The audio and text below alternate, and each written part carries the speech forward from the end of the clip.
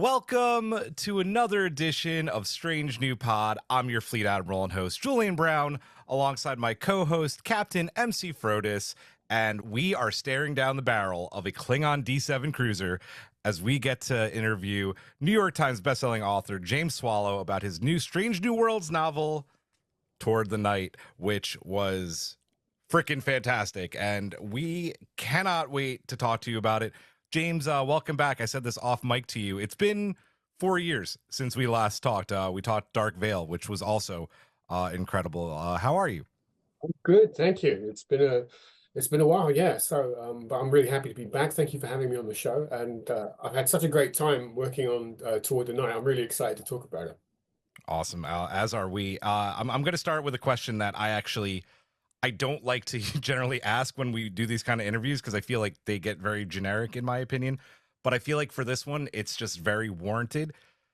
Toward the Night has like everything Star Trek fans could possibly want in this book, right? Klingons, time travel, loads of action in both time periods because this is a time travel romp. I should say before we go any further, this will have spoilers. So if you haven't read the book yet, go away, come back and listen in a week or two when you finish the book. We'll be here. So want to get that out of the way. Like I said, loads of action in both time periods. It just seems like you had a ton of fun writing this one.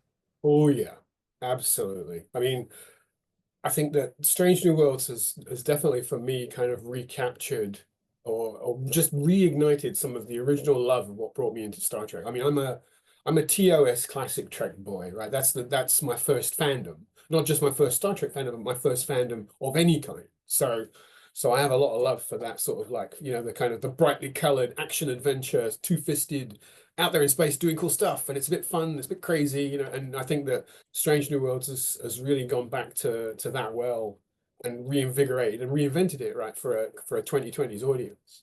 So I had such fun watching the show, and when Kirsten Beyer, who's our sort of producer between the book world and the TV show, said like, James, do you want to come on and do a Strange New Worlds novel? I was like, well, yeah. It was just like, it's an absolute no-brainer. Yeah, I'd love to. And away we went, and I had so much fun with it. Getting to do, I was trying to play the hits in a lot of ways, right? I was thinking about all my favorite bits of Star Trek and all my favorite things that I've seen in Strange New Worlds, the characters that I really liked, the situations and the circumstances that are a lot of fun. I thought, well, how can I try and put as much of that as possible into this book? And I hope kind of I tried not to leave anything on the bench. I tried to just put it all out there, and I feel that I did the best I possibly could with it. Well, you did a very good job, I think, with that. And I think if there's one thing Strange New World fans have been clamoring for, it's more Tegas. And this book delivered on that. It really fleshed the character out past the I fly the ship thing, and it showed her inspiration to join Starfleet and her struggle with expectation versus reality. So, how much guidance were you given on that? And was it intimidating to give more depth to a pretty neglected character in the main cast?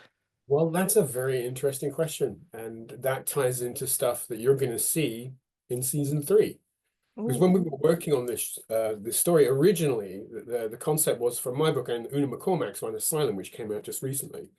We were going to set our books in the 3rd season of the show, and when the scheduling kind of changed around with things, and in the end, Kirsten came back to us and said, "Look, you know what? It's going to work better if we bring the books earlier into the show's continuity and stay away from season 3." So we had to rejig some of our storylines. I think Una's stuff, a lot of it takes place in the past. It's called a flashback story.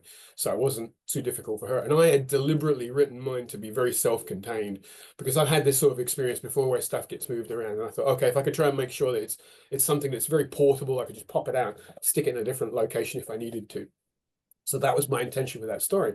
But from the get-go, I was asking myself, well, what do I want to write about? What am I really enjoying in the show? And I really love the character of Pike. I think he's great, but I really love Ortegas as a character too. And I think I was kind of feeling that same itch. She's like, I want to know a little bit more about her. I want to dig into her world to kind of give her an opportunity to stand first and foremost, as front and center as a cool character in the story. So to me, getting into her backstory, learning a little bit more about her, that was a no-brainer. Immediately I wanted to do that. So I went back to the guys. I said, this is the story I want to tell. I want to touch on this idea for her. You know, she has her arc through this story is a kind of a be careful what you wish for story, never meet your heroes type story, you know, and how that reflects on the woman that she is. So it was great to have the opportunity to do that. And I also got to put some call forwards in there as well to stuff that you will see in season 3. And let me tell you, there are some really good Ortega stories coming up. I was very lucky that I got to see the scripts for season 3. I think I got to see everything but the season finale. They kept that one under wraps. Oh, nice. Wow. That's incredible. So because of that, as I was looking at the scripts, I'm like, oh, okay, like there's a reference in the book to her brother Beto, who is a character who will be appearing on the show in season 3. So I got an opportunity to kind of mention his name. And so, you know, hopefully you read the book and then you'll see season 3 and oh, here's that guy that Jim talked about. And there's also some other stuff coming up. You know, I wish I could tell you it's so cool. There's a lot of cool stuff coming up. And yeah, and there are a couple other places as well where I snuck in kind of very subtle call forwards, which won't really make any sense to you when you're reading the book now, but maybe in a year's time when you watch the episode, you'll be like, oh, okay, he was talking about that. That's cool. So yeah, it was fun. It was really fun to do that. And one of the coolest things that happened while we were putting the book together, when we had the original cover artwork, Ortegas was not on the cover, the original cover design. And I said she needs to be on the front there, because this is a story about her, and I want that character to be there. I want it to be clear to anybody picking this book up is, oh, if you like this character, she's going to be a mainstay character in the story. So we got that cover done, and I put it up on my tweets, and Melissa Navia retweeted me and said, this looks cool. And I thought, wow, if I'm getting approval from her, then that's exactly what I want. So yeah, I was really pleased to do it. It's funny you just mentioned Melissa, because she is so gung-ho about everything Ortegas. You know, I've noticed anything that gets, you know, posted about Ortega, she will retweet people, she'll put it in her Instagram stories. You know, we made the announcement that we were going to be interviewing you, and I made it, you know, some art with the book cover. She immediately put it in her Insta stories. Like I'm sure she's going to read the book too. She's I really hope so. I would like to, if I can, actually, you know, if her people are out there listening to this, drop me a line, because I would love to send her a signed copy to say how much, just as a way to thank her for being such a great character and giving me all that enjoyment as a fan of the show. You also mentioned Dr. Una McCormick, who we love having on this show. She is amazing. She told us the same thing you did, that you guys kind of had to, you know, push things back into season 2. Asylum was a great novel, and if you haven't read that yet, go ahead and do that, and then check out our interview with her, because we love having Una on the show. One thing we noted with Asylum and her, you know, was how she captured the feel and the energy of our Enterprise crew really well. And the very same thing, I think, could be said for you and Toward the Night. There were times I really felt, and this is no BS, like I felt like I was watching an episode of Strange New Worlds. And whether, you know, it was Pelia's quip about knowing all the registry numbers about ships, right? Or Pike and Una taking jabs at each other about, you know, who the chair is going to belong to when he gets back. Was this a challenge for you, or did you find their voices pretty easily? You know, that's kind of question. First of all, doing the work that I do as a tie-in writer, and I know Una would probably agree with me on this as well. Job number 1 when you come into this thing is get the voice right, get the texture and the flavor of that world right. It doesn't matter what IP that you're writing for, intellectual property they're writing for, whether it's Star Trek or Doctor Who or Star Wars or whatever. You have to get that essential flavor. That it's very difficult to kind of nail it down. It's kind of numinous, you know. You know it when it's wrong, and you know it when it's right. And I'm somebody who, you know, I grew up reading tie-in fiction myself, and I still do. So I'm a fan as much as I'm a professional in this thing. So I know when I read stuff and I go, that guy's just phoning it in. This is terrible, you know. Whereas if I read a book that really kind of feels redolent of that world, that's like, oh, I feel like this is part of that franchise. So I want to make sure that whenever I write something based on an IP, it feels like that. That for me is job number 1. You've got to make it feel like this is part of this world. These characters ring true. So that's always, for me, the first thing out of the gate that I do. But I didn't find it hard, because the characters are so brilliantly defined by the actors and the writers on the show, because they've got such strong voices and such, amazing characters. It's all right there on the screen. So I felt like I didn't really need to work that hard. Just listen to the show and like, okay, that's what Pike sounds like, write him like that. That's what Ortega sounds like. That's what Una sounds like. That's what Spock sounds like. Just listen to those performances and just try and channel that down onto the page. And that's all I do. So I have to say, thank you to the actors for making my job easy for me.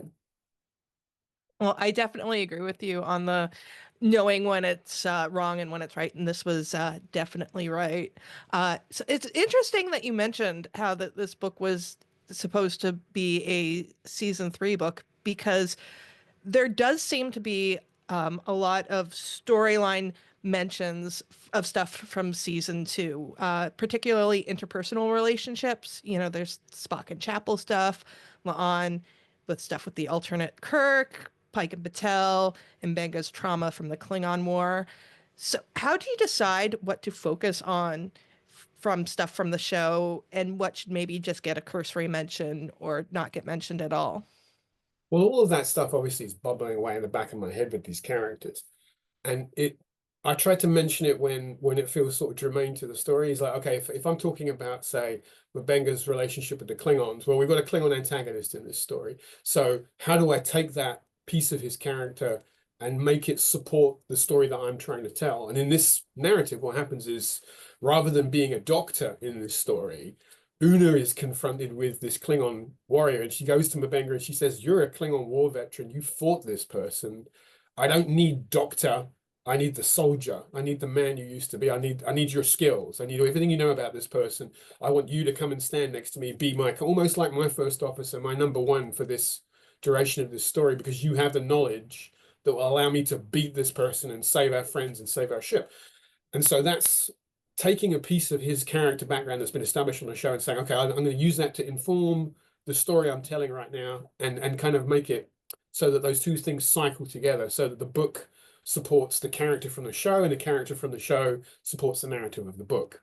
And so hopefully every time I do that with a little bit of backstory, that's what I'm doing, is I'm trying to just kind of shore up the foundation of the narrative and say these things are all interconnected, so it doesn't feel like the novel happens in a kind of bubble that isn't connected to the larger sense of the universe and the characters.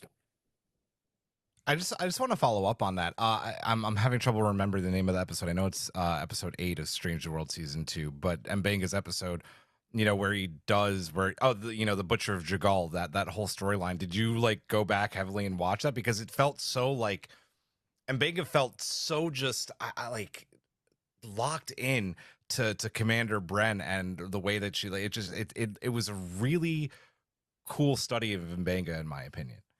Well, I did that with all of them. I went back second season because I wanted, at the time, when I was putting the book together, I had an idea of where the book was going to be. And it's like, no, it's moving back to season 2. And I was like, okay, well, where's it going to fit? I needed to find a point in the story, in the story of that season 2 arc. Is there a slot that I can drop this story into that doesn't feel like, it's 5 minutes between someone walks in a door and an entire novel happens and they come back out the other room, right? It's like, where could I find a space that made that work? And in the end, the slot I picked is between the end of the Among the Lotus Eaters, which is the memory loss episode, and Charades, which is the kind of the comedy Spock episode.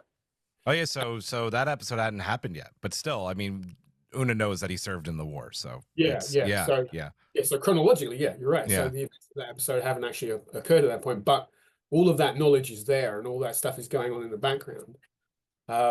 And so there's a couple of references just to sort of bed things. I think early on in the book they say, well, we're off to Vulcan next, right? It's okay, so that's where they're going after they deal with the events of this story. And that also, one of the things I did have to change was the Spock Chapel relationship, because moving them back to a different point in their timeline, in that personal relationship. This was something that Kirsten Beyer and I talked about quite a bit. And I said, how do you want me to play this? And when we discussed it, she said, what I want to see here is that Chapel is over it, but Spock isn't. And I'm like, that's great, because there's a lot of fun I can have with that. So Chapel's off in danger, and she's like dealing with, this life or death situation, but back on the ship, it's Spock is kind of like, I hope bad stuff doesn't happen to her. I still haven't rationalized my relationship and my emotions towards her. So he's still grappling with his feelings, his unresolved feelings. And it creates some interesting sort of tension for him. And then a great moment when they kind of come back together at the end, and she's rescued. And his first reaction is, when Pike says, "Oh, we lost somebody on the mission," and Spock's first reaction is, "Oh, please not Chapel," because he's still not quite past that point in their relationship. So it gave me an opportunity to kind of hit a few nice emotional beats that kind of bring the character out a little bit more. There's that great line when Christine does come out of the portal, and it's something along the lines of, great job, genius, that like playful little, that relationship they have. And I think she gives him like a peck on the cheek. Like, it's perfect. It's really good. That was a fun moment, actually, where she kisses him on the cheek, and Ortega says, "Well, do we all have to kiss him on the cheek?" Yeah, right. Yeah. And Pike says, "I don't know, Spock, do you mind?" Spock's like, "It's not necessary. You don't all have to." No. Yeah, great moment. We're talking about all these characters in the book that get to shine. Ever since the first episode of season 1, I've had a very soft spot for Jenna Mitchell, navigator of the Enterprise, and I really wish they would bring Rong Fu on full time, because I just think Mitchell is this great character. Whenever she's on the screen, she really, I don't know, has this commanding presence, and I love it. And she gets, a great time to shine in Toward the Night. What made you decide to give her such a focus? Was that just something you knew right away, or? Well, that came from the fact that this is one of those split the party stories, right? So Yeah. half of the crew are on the ship and half of the crew are in, having shenanigans elsewhere. So just by the pure sort of like chess game of it means, well, now I need some other people on the bridge who can actually have dialogue and actually kind of be there to say things. So you have to have other people. And that means, well, okay, well, who are those characters going to be? And there are a few small minor characters, even some guys who've had like 2 or 3 lines of dialogue throughout the entire 2 seasons. I'm like, well, I'm going to put that guy on the bridge, and someone who's got like maybe like one, it's like Lieutenant Smith or something. I'm like, okay, well, I'm going to put Lieutenant Smith on there, give him a little bit more dialogue. So just purely for a technical point of view, I had to put characters like that in those positions. And like you say, we see a little bit of Mitchell, but she does leave quite an impact. So I had fun, giving her a little bit more to do, elevating the character a little bit more. So this actually works as a very good follow-up in talking about the splitting up the crew and giving people a chance to shine. But how do you decide exactly who goes where? It feels like it's a game of chess to me, and where everyone goes and getting the plot lines to work perfectly. Well, a lot of it comes down to, what's the interesting combination of characters?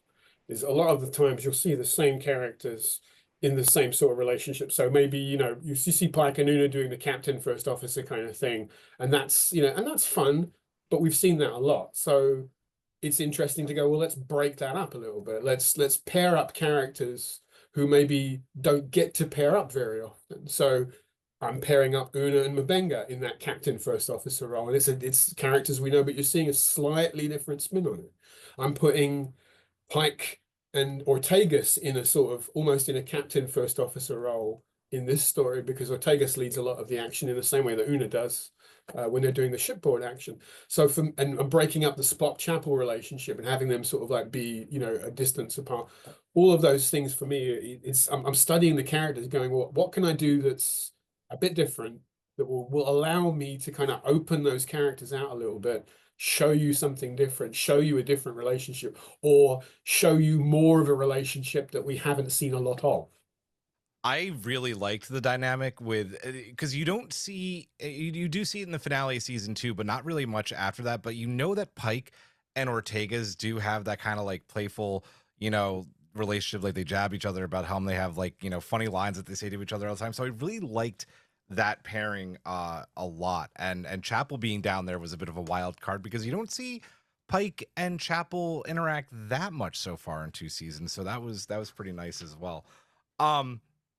I want to talk about Enterprise, because it always gets talked about kind of as like the redheaded stepchild of Star Trek, for better or worse. But Star Trek Beyond, the film, gives us, this USS Franklin story, right, which goes back to the Enterprise era, and now Toward the Night gives us the story not only of the USS Baldwin, which comes from that era as well, but we also get Ortega's, I believe, great grand aunt. Um, kind of Ortega's full inspiration for joining Starfleet. But yeah, getting to go, back to this Enterprise era where, Archer is still being talked about and the Makos are still being talked about. This is still an era, in my opinion, of Trek history that is like right for the picking for storytelling.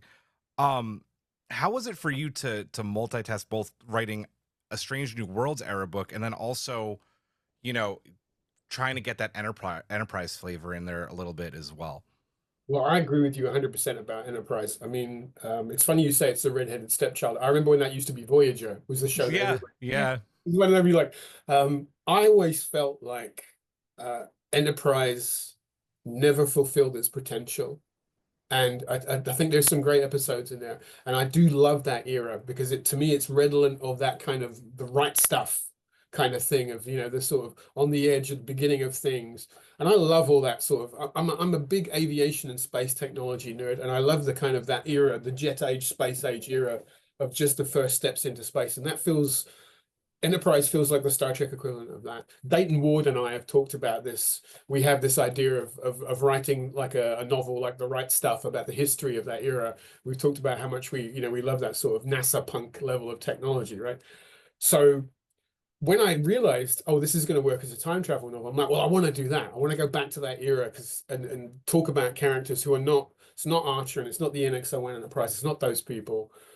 And I looked at the opportunities, and originally I'm thinking, what kind of ship could it be? And then I'm looking at the Freedom class ship from Star Trek Beyond. I'm like, oh, that would work because it's this big, chunky, big lump of Yeah. metal. That is a great way to describe the Freedom class. Like a great big sort of heavy cast iron skillet of a spaceship, right? And then you look at that and you compare it to the kind of smooth lines of the Strange New Worlds Enterprise, completely tonally different. So in my head, that was a way to kind of highlight visually, as it were, the two extremes of these things.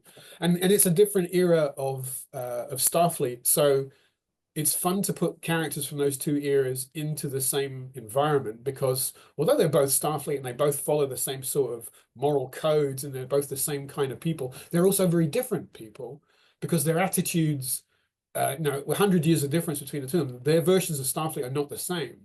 So putting them together and kind of making them butt heads, that's interesting. Drama starts to spark out of that immediately. And, Pike is somebody who is, in a Kirkian style manner, right? He's like kind of out there on the edge, rolling the dice a little bit, always kind of skirting the regulations. But the NX-01 Archer era, they don't have any regulations, right? They're still writing them. So if anything, that's pushing the dial even more. So he's being confronted by that. How does that reflect on him? How does that reflect on his attitude? Is he can connect with these people, he can see where they're coming from, but also at the same time, he's like, maybe you guys ought to slow down a little bit. You got to be careful here. So that's, that puts him in a fun situation where he's having to balance the man he is with who these people are and how they kind of carry forward from there. Yeah, it's interesting because you're talking about how TOS was your first fandom, and TOS, we always talk about TOS as being the wild, wild west era of Star Trek. But if you really think about it, after Enterprise aired, that was the real Wild West, right? Even Archer had a tendency to sometimes shoot first and ask questions later. And you could tell with the characters that you wrote here, they're a little bit more on edge. The minute they hear La'an, Noonien sing, they want, one guy wants to just straight up shoot her, It's a really interesting story. And one thing, I didn't intend to ask you about this, but one thing that I really enjoyed about the book, sometimes reveals like, oh, we found out who they are, we're going to let it play out. They take too long. I love how you got right to the point of them basically calling that, like, who the hell are you? And they realize, we're Starfleet too, just not the same Starfleet. I like how it just got right to the point there. Yeah, I feel the same way. Is that, yeah, sometimes you can kind of over labor that sort of thing. And at that point in the story, I'm like, you know what? This is I'm not going to keep on kind of having the characters go, no, we're this, we're that. And I just thought it's a Pike thing. I thought Pike's not the kind of guy who would do that. Pike would just be like, oh, okay, fine. Yeah, here we go. Here we go, right? Yeah. And I even have a line where Chapel kind of says, oh, we're telling him the complete truth now, are we? Okay, fine. Okay. all right then, we'll just see how that goes. Because I think Pike doesn't have, Pike's not around for that bullshit, right? He's like, let's just get it No, done. not at all. Yeah. It's like, okay, he tries to kind of cover things up because he's like, I don't want to mess with the timeline. I don't want these people to know who we are or where we're from. But then he reaches a point, he's like, this is the point of no return. I have to come clean. And of course he has to come clean because, again, he's Christopher Pike. He's got such a moral center to him. He's never going to lie to these people, even if it's technically the right thing to do, quote unquote. That's just not who he is. And a lot of the core of the engine that drives this book forward, a lot of that is Christopher Pike's moral code about here's a situation, here are people in jeopardy. I am going to do the thing that saves these people's lives, and damn the regulations. That's who Pike is, and that's how the story plays out. And that's true to him, I think. Yeah. He's the Boy Scout. Yeah. Yep. So you almost just answered this question, but we've been talking about time travel, which is a staple of Star Trek. And actually, Strange New Worlds has already done, I think, 3 time travel episodes in its first 2 seasons. But one thing I found about this book is that it felt really different to me than not just Strange New Worlds versions of it, but most of Star Trek. Is there anything in particular you looked at to inform you on how to handle it, other than that being how Pike would do it? And were you comfortable with taking it in a fresh direction of just kind of, well, having them speak, very plainly about it? And obviously with the ending of, I mean, I guess we're talking spoilers, having them kind of pluck these people out of time. Yeah, well, to address the first part of that, the kind of the nature of the time travel. Yeah, I mean, Star Trek's done time travel every which way, right? So, how do you do a time travel story that is true to the way that Trek does it, but do it in a different sort of way? That was definitely on my mind. And a lot of times we don't see characters sort of going back in that way. We might see something like Time's Arrow, right, where our characters go back to kind of San Francisco in the 1800s, but we don't see kind of near time travel. It's 100 years, so it's only the sort of like it's early on in the Star Trek universe, so it's for the characters, it's not really a great distance, not millions of years, not thousands of years. It's just going to this near history, so immediately that has a different sort of resonance to it, because it's history that these characters have read about, that they remember about, that kind of is almost living history, because there are characters who are still going to be alive, 100 years later. So it's not sort of hundreds and hundreds of years later. That immediately puts a different kind of spin on things. And then because Pike's the captain and he's in that situation and he's the one leading this group through this temporal shenanigans, a lot of it is led by who the man he is and the choices that he would make. So, in that situation, the core idea of this is it was actually inspired by a concept a friend of mine came up with. He was running a role-playing game based on the Doomsday Machine episode, and he was talking to me about this idea he had about a moral dilemma about in the show they talk about, if you remember in the Doomsday Machine, they talk about the captain about he puts his crew down on a planet and it goes off to fight the Doomsday Machine, and the Doomsday Machine blows up the planet and kills his entire crew, and he's like racked with guilt about it. And we were talking about that idea. He's like, what would it imagine being those guys on that planet stranded down there as a doomsday machine fills the sky, and you're going to die horribly. And we were talking about what happens to characters who would be left behind, with this terrible fate. And I was like, that's a really cool idea. And it feels very Star Trek. These people stranded on this planet, history says that they went missing and they were never seen again. So they're missing, presumed dead, and their history has already been written. And then Pike has to look them in the eye and go, well, we're going to leave you here. He's never going to do that, right? He's never going to be that guy. And because of his strong moral core, I thought this is a great idea, because it cuts right to the heart of who he is, to give him that challenge and say, what would you do, Christopher Pike? And you know what he's going to do because he's a good guy, but making him go through that, experience that, to me, that's the heart of Christopher Pike's story in Tour de Night, is how he addresses this situation and how he remains true to the man that we know and love. Well, yeah. it's also great because if you really like get down to the nitty gritty and what is General Order 1 and what is the Prime Directive, technically he doesn't exactly break any rules. These people were presumed dead in their time period. All he's doing is bringing them forward. It doesn't affect that past timeline at all. So he hasn't really broken any rules. I mean, Starfleet might look at it differently, but it's that the conundrum between, is this the Prime Directive? We don't even have, I think, the temporal Prime Directive yet. So like, does it really matter? I love that he made that choice. It's like, you're coming with us. It's great. And that's a fun moment in there actually when they kind of hint about the temporal Prime Directive is Yeah. they're like, we don't have regulations for that. Someone should write one. And and I like the idea that it's Una who writes because she loves rules, right? And Pike says to her, what have you got? And she's like, I've got some ideas. I've written some stuff down. And I like the idea that maybe Una was the one who wrote the first draft of the temporal Prime Directive after the events of this story. It's interesting to think about, right? Because if you go back to the crossover, like they make posters of Una in the future as like Starfleet recruitment, right? So maybe she did. Like it would not out of the realm of possibility, especially what we learned from her in Asylum, right? Like she's got the book smarts. She's such a rules nerd, right? I think exactly. She would love to do that, to write a book of guidelines. I think that would be absolutely up her alley. Yeah. I think MC would help write it. She loves the Calvin verse and timey-wimey stuff. So absolutely. We have to talk about Commander Bren and the Klingons, because not only does Una really get to shine against an adversary here who has a brand spanking new Klingon D7 like right off the conveyor belt, but we keep going back to TOS. This just feels very TOS in the best kind of way, when the Klingons were just taunting the Federation time and time and time again, and someone like James Kirk had to kind of deal with their mess. Was it your intention to kind of make it feel also, even though we're in the Strange New Worlds era, give it that old school TOS love as well? Totally.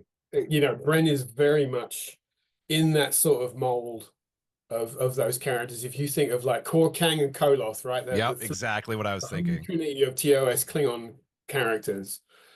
I would like to think that Bren could stand kind of in shoulder to shoulder with those guys. And I wanted to come up with a character who sort of, draws from elements of all three of those, but also is somebody who would make an interesting enemy and foil for Una, because Una is like a thoughtful, intelligent character. So I'm looking at Bren and thinking, what's the exact inverse of what Una is? Is somebody who is all, has nothing but top gear. Bren is just like full on all the time. She has no chill whatsoever. And so she's constantly looking for trouble. So that whole battle sequence is Una saying, is there a way we can sort of like step back from this? Is there a way we can do this without a fight? And Bren is like, no, I want to fight. I want to fight. At every situation, she's push.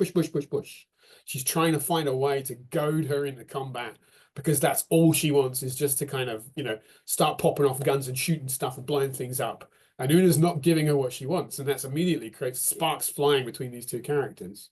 And Una's trying to constantly think her way out, because I've done space battle stories in my other Trek novels. And while that stuff is always cool to do, the big ships flying around, the pew pew and everything, I thought, can I do a space battle sequence story where it's about trying not to go to guns in every story? How can I do that? And how far can I pull that before everything sort of falls to pieces? And so that's the whole sort of tactical thing that's walking through. And so Una's arc through those sequences is showing how smart she is, because she just outthinks her at every turn. And that to me was, getting right to the nub of what's great about Una's character, is because she's so absolutely, so sharp. It's like, how do I put her in a situation where I can say, look how cool she is, and she gets to do this stuff, and she gets to outthink this braggart of a Klingon warrior who is constantly, again, coming out from every direction. She's lying and she's obfuscating and she's doing clever and tactical stuff herself, but she's a complete inverse of Una. And to me, that was really fun to kind of put these two opposites together and make them sort of butt heads. I really liked too, you're talking about all the different like maneuvering and kind of this game of cat and mouse. I got so many different moments from like sci-fi that I love, when she's using the spatial charges. I'm going to like Attack of the Clones and Django using, those kind of sonic bombs, and also Empire, when they're bombing the asteroid because they think the Falcon might be in there. They don't know, but they have that idea. And then something that really blew me away was Klingons using minds, because we don't see that you know, they're all about honor and seeing, you know, face-to-face battle. This is a little dishonorable, I feel like, for a Klingon to go about using minds and set this kind of trap. But I like how you also talked about how Klingons, listen, it's honor to a point, right? If it works, then it's honorable. If it's not, like, we're gonna find a way to throw you away. Yeah, well, it's like, you know, Klingon honor is for Klingons, right? It's not Yeah, for any. exactly.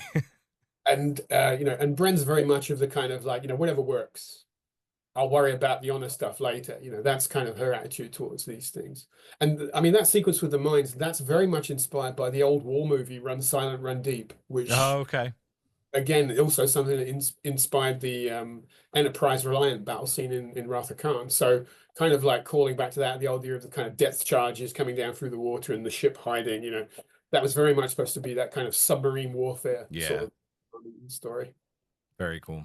MC, I'm gonna give you the last question because you brought it up first, and that also inspired me to like rush to the end because I wanted to know what gave you this reaction. So you go ahead and take this last one. We need to talk about the epilogue, because when I read it, I gasped so loudly that I dropped the book and immediately texted Julian, and it's like, you need to get here. And then as soon as he got there, he messaged me and said that he was ugly crying. So I legitimately was. Oh, so what made you want to do this ending, which is just so perfect, bringing in the Discovery cast, which obviously is kind of where Strange New World springs from, so brings this wonderful full circle thing. yeah, I mean, I love the circularity of that. I mean, it wasn't in my original concept for the book. It's when I was working on the outline. Originally, the idea is that the you know the alien species they meet on the planet, who are kind of going into suspended animation because their star is going through this radiation bombardment of the planet, and they go into this device that they've built, kind of like a giant transporter buffer, and they stay in there. The idea is they're going to just wait this storm out and come out hundreds of years into the future. And originally, it was going to be thousands of years, maybe even like, you know, millions of years. And I was just going to write like a little coda at the end. And I was talking to Dayton Ward about it, and Dayton said, "Oh, you know, you could tie that into Discovery." And I thought, you know, he's right. And then I looked back at I thought, yeah, you know, if I change the timeline a little bit, if I bring it in a little bit more, I could make that work. And suddenly I thought, oh my God, that's a really brilliant idea. So, you know, just that kind of offhand comment from Dayton, I went back and I looked at my notes. And I thought I can pay off that final moment where Pike says to this guy, just before he steps into the thing, he says, like, you know, we won't meet again, but I promise you, Starfleet's going to look after you. We'll keep a watch over your planet, make sure nobody messes with you while you're in suspended animation. Because Pike's always about the promises, right? That's part of who he is. And then I thought, well, no one would be better to fulfill that promise than Michael Burnham. Because they have that moment, because of course Burnham knew Pike, right? And so she says, you know, when the alien guy comes out, Keel, the alien character, comes out, she says, oh, we have a mutual friend, Christopher Pike. You know, he was my buddy too, and you know, he saved your life, and shakes his hand and says, like, you know, welcome to the future. And I just thought it's a great, lovely piece of circularity, just this great happenstance. And it gave me the opportunity to do like a kind of a stealth Discovery story. Yeah. So it's, you know, it's people said to me like, oh, this book is great. It's like a TOS story. It's a bit of it's a Strange World story. It's an Enterprise story. And I'm like, yeah, you get to the end and there's also Enterprise Discovery callback there as well, you know. So it was just a kind of combination of things, and it just was staring me right in the face. And I thought, I can't not do this. I was a little concerned that maybe they, you know, when we took it to the guys at Secret Hideout, we said, look, this is how the story's going to play out. But they were like, no, that's cool. Nice. Everybody's gonna love that. Go for it. They didn't, you know, they didn't quibble it whatsoever. That was really great.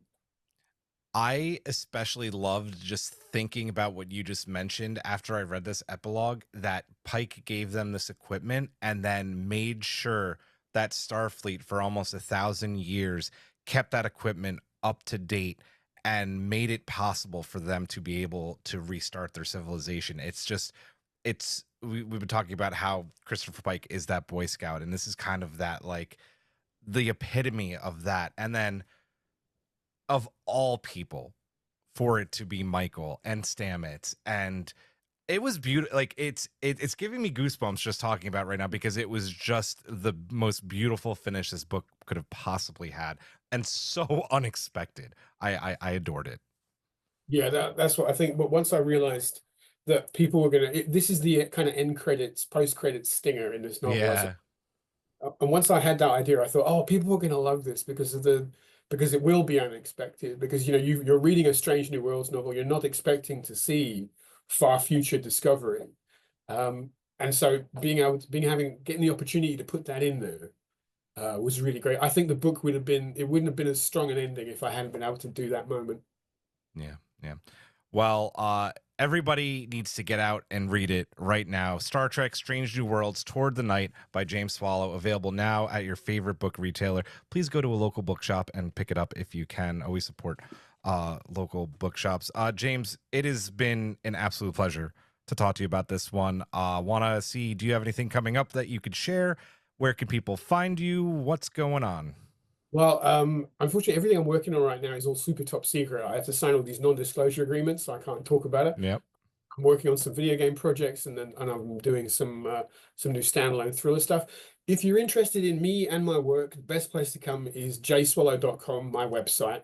That's pretty much everything I've ever done. There's something on there about all of my work, all my Star Trek stuff, all of my other fiction for other IPs, all my original work. Everything's on there. I try to keep that up to date as best I can.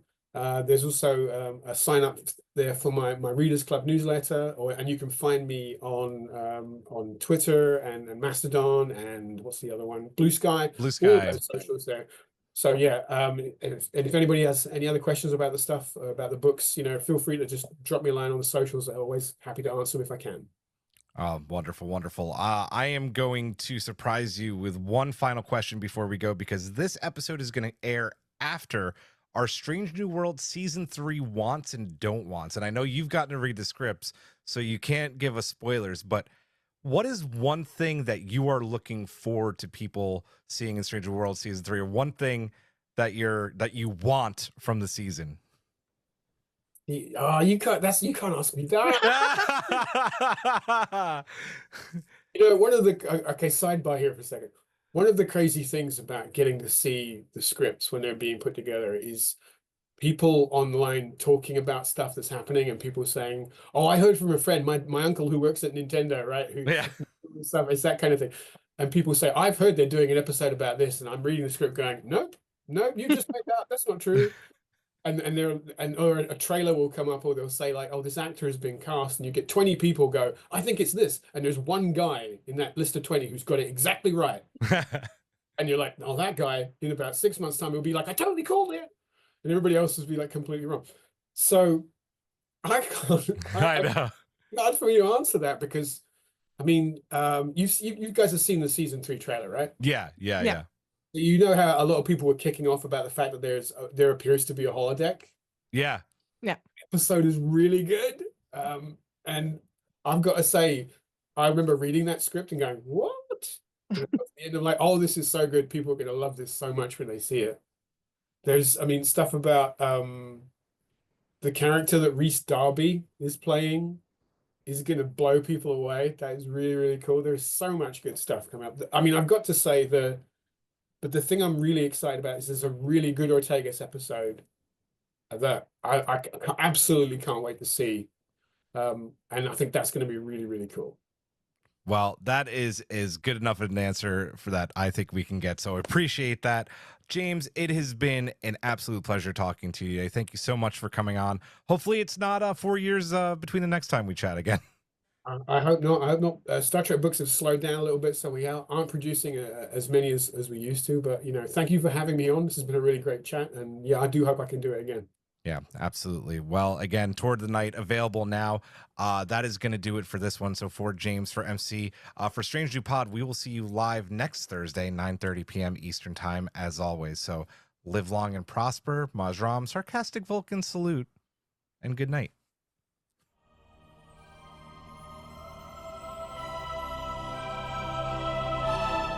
Thanks for beaming into our podcast today. If you want to keep the hailing frequencies open, you can subscribe on Apple and Google Podcasts, YouTube, and Spotify. Like what you hear? put in a good word with Starfleet, and leave us a 5-star review.